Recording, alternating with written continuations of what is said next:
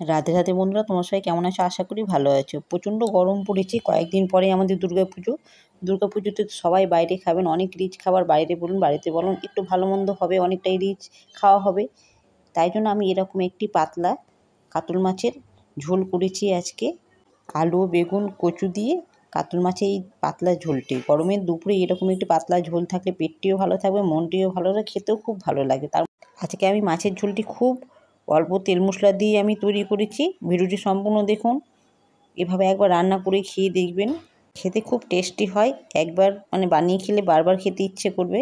আমি সর্ষের তেল কড়াইয়ে বসিয়ে দিয়েছি, সর্ষের তেলে আজকে রান্নাটি আমি করছি। প্রথমে মাছের মাথাটা আমি ভেজে নিয়েছি, তার সাথে একটা পিস ভাজছি।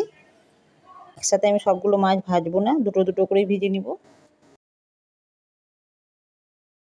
কচুগুলো সাইজ আমার মিডিয়াম সাইজের ছিল, একটা কচু 4 পিস করে আমি কেটে নিয়েছি। সব কচুগুলো একইভাবে কেটে নিয়েছি। আর একটা মিডিয়াম সাইজের বেগুন দিয়েছি, একটু লম্বা করে আমি 4 পিস করে কেটেছি। আলু দুটো মিডিয়াম সাইজের নিয়েছি আমি, আলু একইভাবে লম্বা সাইজের আমি কেটে নিয়েছি। বেশ পরিষ্কার করে ধুয়ে নিয়ে আমি বাটিতে গরম জল বসিয়ে দিয়েছি, জলটা আমার ফুটে গেছে। এবার আলু আর কচু দিয়ে দিচ্ছি, হালকা লবণ দিয়ে আমি সেদ্ধ করে নেবো অল্প। আমি দুটো দুটো করেই মাছ ভেজে দিচ্ছি, কারণ মাছের সাইজটি আজকে আমার বড় একটু ছিল, তাই জন্য দুটো করেই আমি পিস বেশ ভালোভাবে ভেজে নিচ্ছি। অল্প অল্প করে মাছ ভাজলে মাছটা খুব সুন্দর ভাজা যায় এবং ভাঙার ভয় থাকে না, তাই জন্য অল্প অল্প করে মাছ ভাজলে বেশি ভালো। কারণ আলু আর কচুটা অল্প সেদ্ধ করা হয়ে গেছে। এবার আমি জলটা ঝরিয়ে নিচ্ছি, একটি ঝুড়িতে আমি জলটা ঝরিয়ে নিচ্ছি। আর মাছগুলো ভাজা হয়ে গেছে, মাছ ভাজাটি আমার কমপ্লিট। এটাই ছিল লাস্ট মাছ ভাজা আমার। মাছগুলো বেশ লাল করে আমি ভেজেছি, দেখতেই পাচ্ছেন। এবার মাছ ভাজার তেলেই আমি দিয়ে দিচ্ছি পাঁচফোড়নটা বেশ ভালোভাবে ভাজা হয়ে গেলে এবার আমি আলু আর কচুটি আমি দিয়ে হালকা লবণ দিয়ে আমি ভেজে নিচ্ছি। লাল করেই ভেজে নিব আমি, ঢাকা দিয়ে মিডিয়াম জালে আমি ভেজে নিচ্ছি। এখানে আমি একটি মিডিয়াম সাইজের পেঁয়াজ নিয়েছি, 4-5 কোয়া রসুন আর হাফ ইঞ্চি মতো আদা, আর দিচ্ছি 4-5টে কাঁচা লঙ্কা মশলার জন্য, পেস্ট করার জন্য। আমার আলু আর কচুটা ভাজা হয়ে গেছে। এবার আমি দিয়ে দিচ্ছি বেগুনটা দিয়ে একইভাবে লাল করে আমি ভেজে নেবো। ঢাকা দিয়ে ভাজবো না, বেগুনটা আমার যেন নরম হয়ে যায়।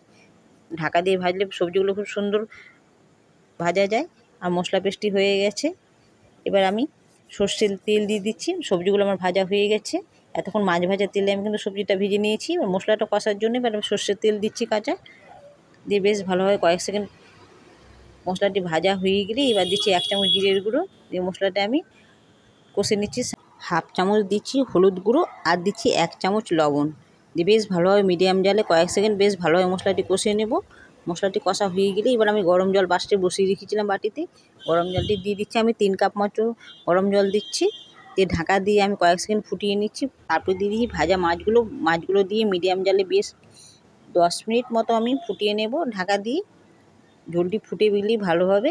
তারপর আমি এক এক করে মাছগুলো তুলে নিচ্ছি, তারপর ঝোলটি ঢেলে নিচ্ছি। এভাবে একবার রান্না করে খেয়ে দেখবেন বন্ধুরা, এত টেস্টি হয়, নিজেরা না রান্না করলে আপনারা বুঝতে পারবেন না যে কত টেস্টি। গরম গরম ভাতের সাথে অসাধারণ একটি মাছের ঝোল। প্লিজ বন্ধুরা আপনারা করে অবশ্যই খেয়ে দেখবেন। আজকে রান্নাটি ভালো লাগলে বন্ধুরা লাইক করবেন, শেয়ার করবেন, কমেন্টে জানাতে বলবেন না আজকে রান্নাটি আমার কেমন হয়েছে। আজকের মতো টাটা।